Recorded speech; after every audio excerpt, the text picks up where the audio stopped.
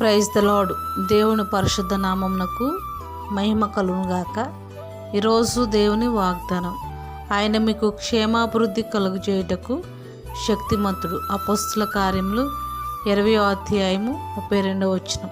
మన ప్రభువును ప్రియరక్షకుడైన యేసుక్రీస్తు పరిశుద్ధ నామములో ఈరోజు వాగ్దానం వింటున్న మీ అందరికీ నా హృదయపూర్వక వందనములు తెలుపుచున్నాను. ప్రియులారా, ఈ శ్రేష్టమైన వాగ్దానము అపోస్తలుడైన పౌలు గారు దేవుని వాక్యమును విని అంగీకరించిన దేవుని ప్రజలతో చెప్పుచున్నది.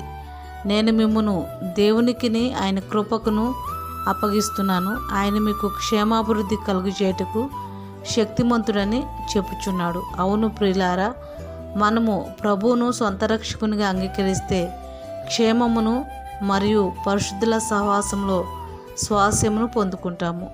ఈరోజు ఈ వాగ్దానము దేవుడు మన జీవితంలో నెరవేర్చునుగాక. ఆమేన్, ఆమేన్.